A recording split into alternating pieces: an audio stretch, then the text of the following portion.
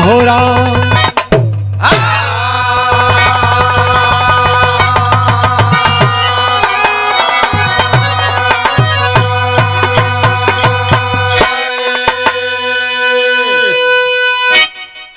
आज बहुत खुशी का दिन है और संदहा सारनाथ वाराणसी कवि प्यारेलाल गुरुजी के यहाँ यह रिकॉर्डिंग हो रही है और रिकॉर्डिस्ट राजेश यादव गुरुजी की कृपा से और राजू भाई और हमारे हीरा बाबू जी, महेंद्र भैया, अरविंद भैया और प्रीतम भाई और हमारा छोटा भाई प्रभाकर भाई और भारद्वाज जी, सभी लोगों का इसमें सहयोग है। और बिरहा सम्राट विजय लाल यादव गुरुजी की कृपा से, प्यारेलाल गुरुजी की कृपा से और रामाश्रय यादव भगत जी चाय वाले कटरिया और अमृतलाल प्रधान जी की कृपा से बिरहा के बहुत ही शानदार सुनने वाले हमारे आदरणीय मनोज भैया कटनई की धरती से, जो बहुत कलाकारों को गवाते हैं और आप लोगों के बीच में कलाकारों का आवाज गवा करके भेजते हैं। तो मैं कहानी को आगे की तरफ लेकर के चलता हूं। क्या बात है? एक लाइन यहाँ भूमिका लगल कैसे।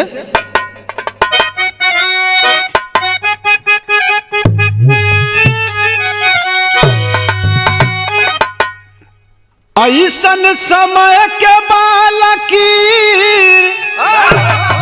कहिया बदल जाई तस्वीर, प्यार में कोई लगाया है रिश्ते में दाग।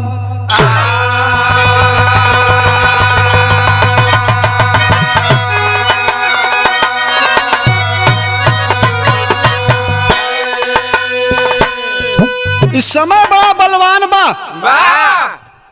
यहाँ गीत लगत हो कैसे वाह।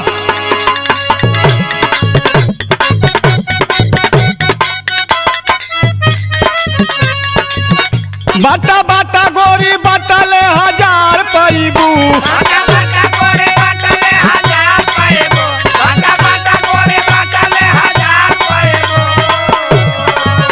बाटा बाटा गोरी बाटा ले 1000 पैबू, नहीं बटबू तका ओकर अचार नईबू।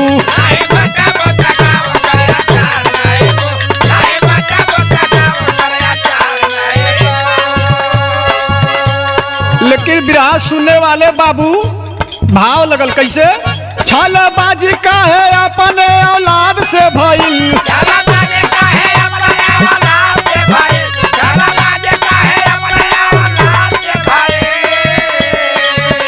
छलबाजी का है अपने औलाद से भइल, यारे कैसे देखा सास के दामाद से भइल।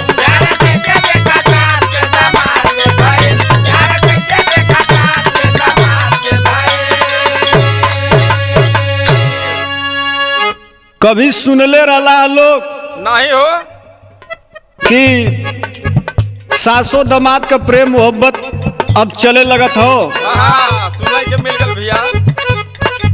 तोहरो सास अरविंद भैया परेशान न कैले रहनी यार उतर मर गईली मैं दवा। अरे बाप रे बाप, देखा वो बखत का जमाना रहल तो सास के दामाद मतारी के तरह मानल, लेकिन आजकल का सास ए भैया मालूम पड़ता कि भाई 15 साल का उम्र यह भल बा। लेकिन हई हो अनीता अलीगढ़ के रहवैया,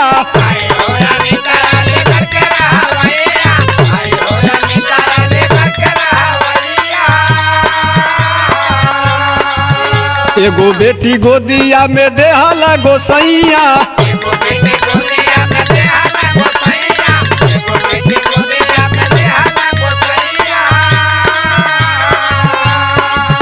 मेला सबनम का आज फौलाद से भइल,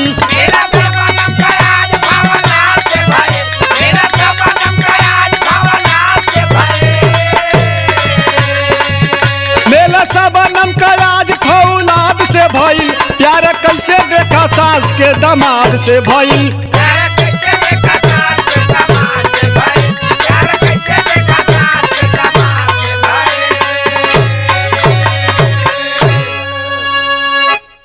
ये भैया छलबाजी काहे अपने औलाद से भइल, प्यार कैसे देखा सास के दामाद से भाई।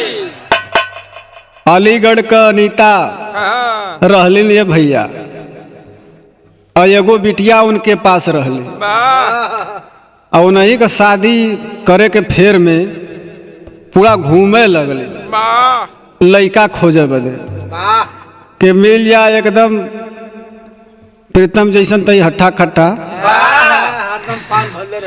हरदम पान भर के खात पियत रह और नजर घुमावत रह।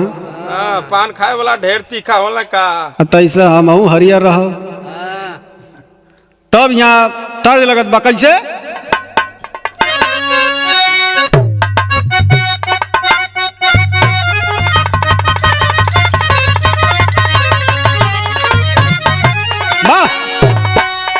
अरे अंगने में फूल फूल गे नवाए नाना दो, बाजला बधाइया दुआरे पर।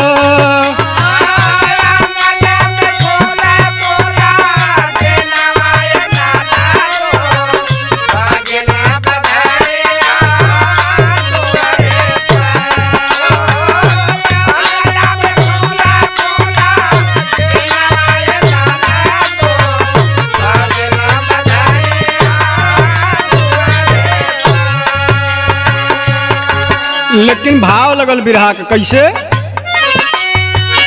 अनीता के भइल साया न बिटहिनिया। ए भैया कोई का लड़की होली जब जवान हो जालिन तो माई बाप के कपारे पर बोझा हो जाला, तो सब सोचला कि हम अपने लड़की का शादी कर दें योग्य वर देख के। खोजत खोजत मिलल राहुल नौजवाना,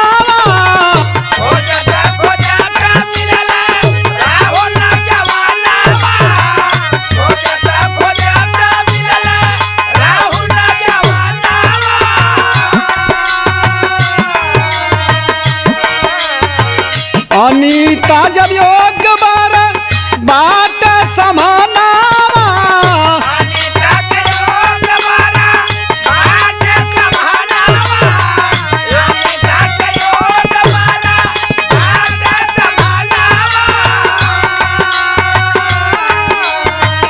बेटी संग धाइल चहली लगनिया, भइल बा फिकरिया सदिया का।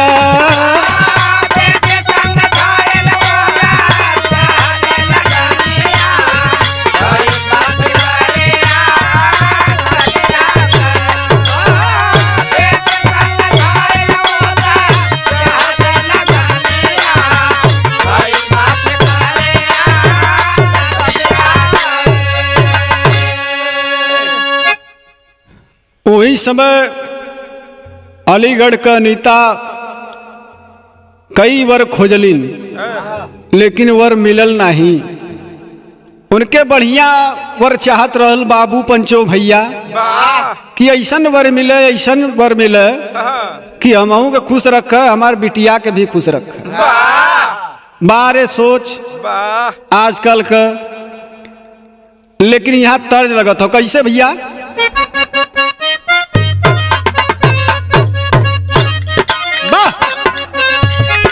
मुहावा में पोतीले तू सेंट यार, मुहा गम गम गम के।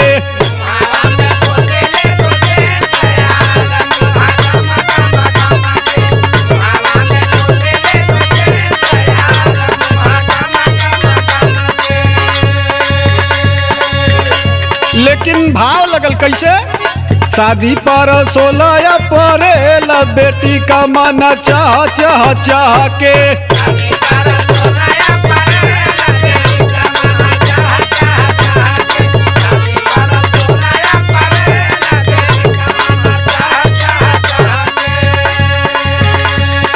भइल बा मुहूर्त वाला मेल, बेटी का मन चाह चाह चाह के।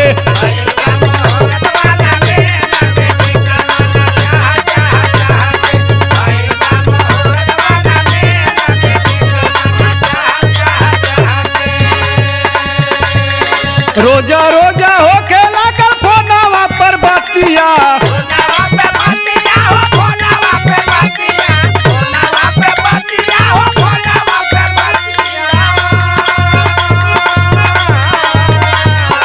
कभी कभी घरे जाके करे मुलाकातिया।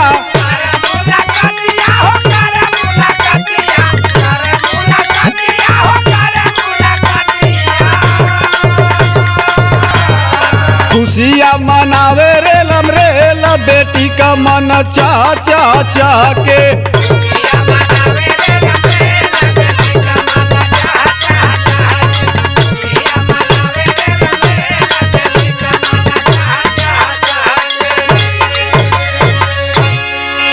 ए भैया बिरहा के सुनला बाबू।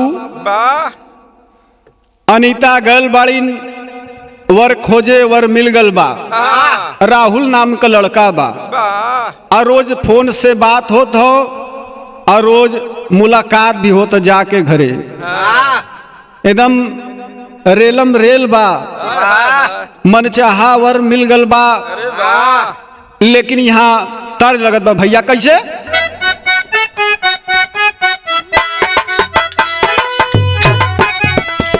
वह तर्ज बा, चुम्मा चुम्मा दे दा चुम्मा रे गुजारिया,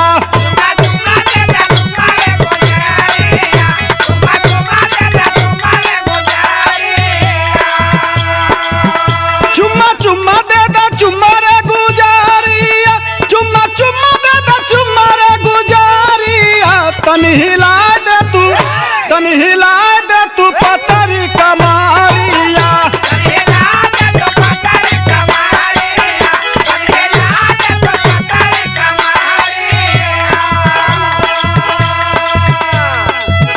रोजा राहुल कर ससुई से बातिया,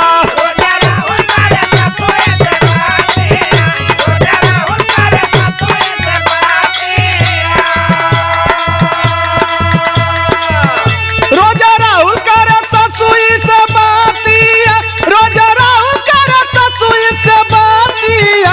धीरे धीरे धीरे धीरे जमे दिल पे प्रीतिया,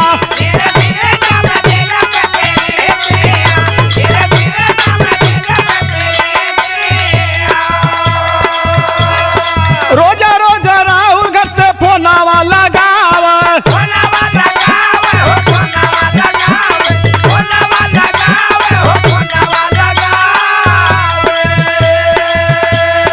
दुल्हन से नीक लागे ससुई का बतिया।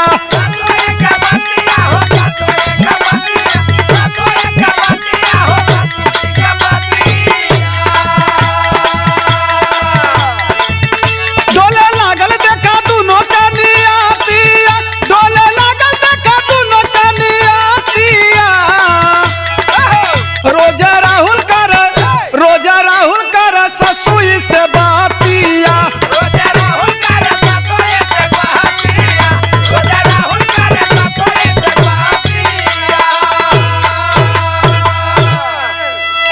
ए भैया एक दिन का बात बा।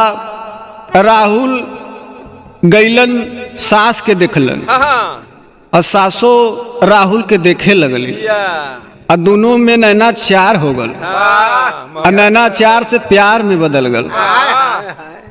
क्या बात है प्रीतम भैया, ये प्यार का रोग बड़ा खतरनाक होला। प्यार का नाम लेते गोताए लगना। लेकिन यहाँ गीत लगत बा कैसे?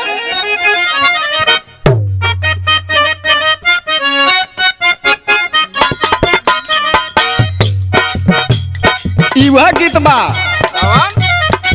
खड़ी बसो मो हमार गोरिया के बैठ जा,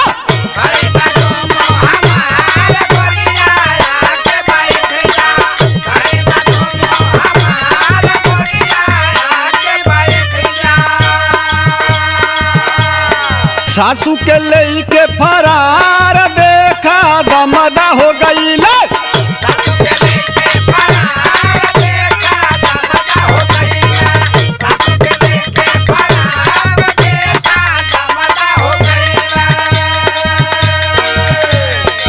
सासू के दूल्हा रंगदार देखा दमदे हो गई ले।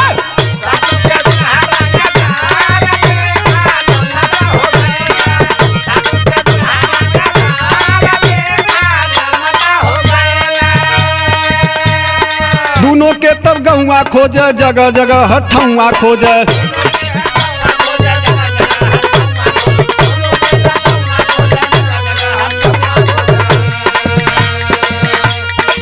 सासू के आज हो सिंगार देखा दमदे हो गई ले।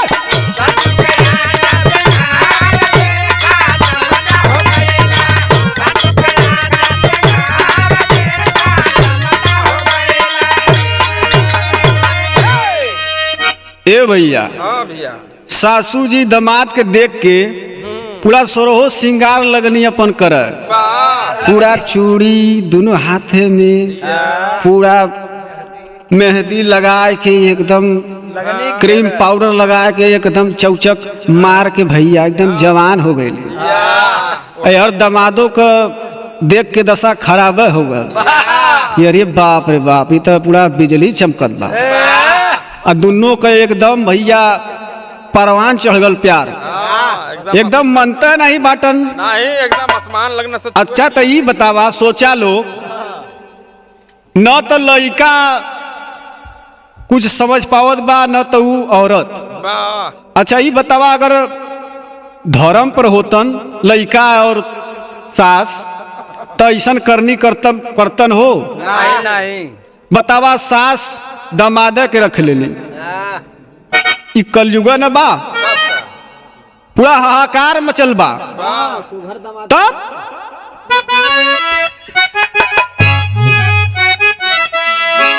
अनारी भवरा राहुल बन गया, बेटी कुंवारी रह गई मारे मजा मतारी। लेकिन यहाँ पहपट लगता कैसे?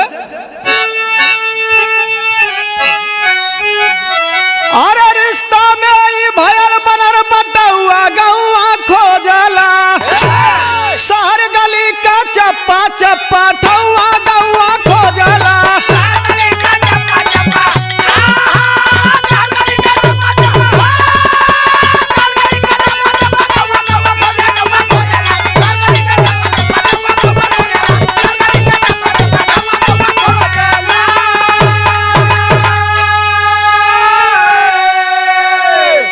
कुछ दिन दोनों फरार रहल, दोनों आपस अइला हो।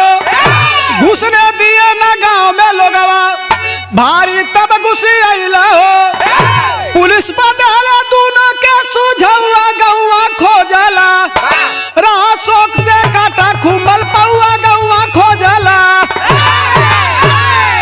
ए भैया, हाँ, कुछ दिन बीतल, दामाद सासू के लेके भाग गए। फुर्र हो गल। अब बतावा, अब लड़की रोवे के करे बदे? अब मतारी बदे रोवे कि अपने आदमी बदे रोवे? वाह, सोचा कितना ये कलयुग है। न तो धर्म वो सास के मालूम बा, न तो धर्म वो लड़का के मालूम बा। अगर दोनों के मालूम होत ऐसा न करता, तो ऐसा काम न होत। लेकिन दोनों अनाड़ी हुवन, वासना की तरफ चले गए। दोनों अनाड़ी हुवन, खिलाड़ी बने बदे, लेकिन आधा लगा तो कैसे?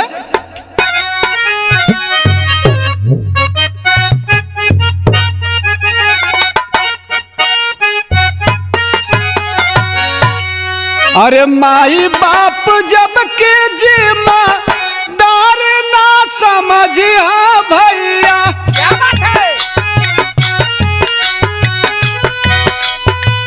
बेटी बेटा बन के रह जाई है लाचार।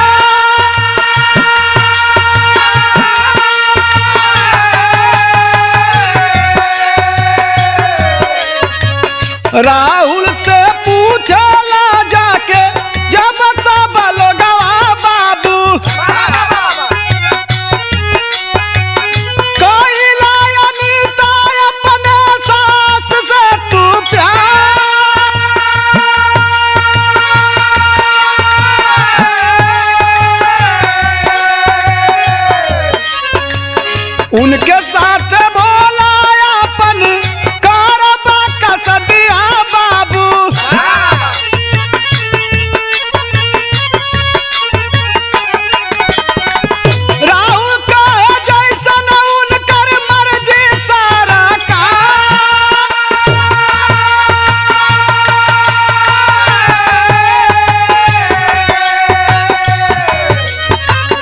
शादी हमसे करी है तो कायल बहमहू बाबू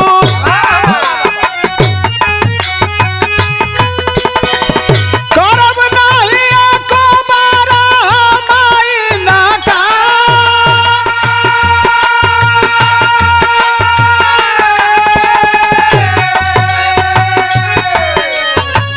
गुजरत का आज होई ओ बिटिया के ऊपरा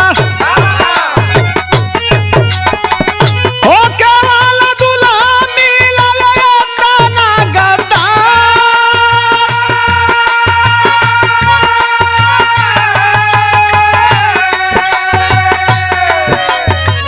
लाज और शरम आज गइला दुनिया से बाबू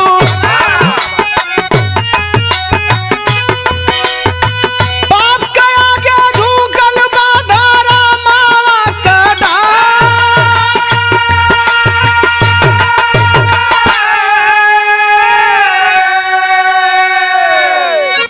ए भैया सास दमाद फरार हो गई लेकिन कुछ दिन बीतल फिर वापस भी चले आते। जब वापस चले आते हैं तो गांव के लोग सब जुटल बा ऐसे ही जात हुन घरे में घुसत हुन तब तक बुढ़वा पुरनिया कहत हुन का हो देखा कुल पूरा गांव खराब कर दिले हम कुल एलहन के घरे में घुसा मत दा नहीं तो आवे वाला समय एकदम पूरा गौवा बेकार हो जाई। जैसे एक मछली पूरे तालाब के गंदा कर देती है वही तरह ही पूरा गौवा के लड़की लड़कवन के कुल खराब कर दी। ए भैया जैसे ही जात में तब तक एक बुजुर्ग मतारी रहली कहे सुनत हो बस गट्टा पकड़ के बहरे कर दे तो के ये गांव में रहे का जगह ना हो। ए बाबू तब यहाँ खड़ी लगत हो तब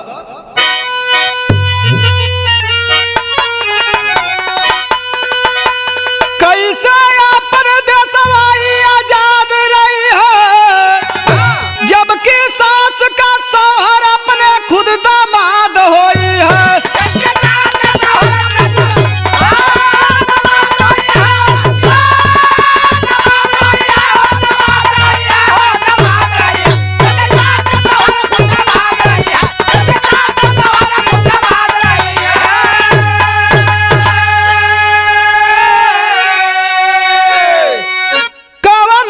परी भाई अपना औलाद पर बूढ़ा लोग रही है जब जवानी के उन्माद पर रिश्ता नाता सगरो बर्बाद होई है जबकि सास का शौहर अपने खुद दामाद होई है। ए बाबू कहल जाला कि नदी किसके लिए जी रहा है दूसरों के लिए जी रहा है। फूल किसके लिए जी रहा है दूसरों के लिए जी रहा है। हमारे प्रीतम भाई आज बजा रहे किसके लिए दूसरों के लिए। तो जो दूसरों के लिए जीता है लाखों में एक होता है लेकिन जो अपने लिए जीता है वह कहीं का नहीं रहता है। ना वो अपना विकास कर पाएगा ना समाज का ना देश का। बारे उपापिन मतारी ए हाथ से अपने लड़की का भविष्य खराब कर दी। कह नाम है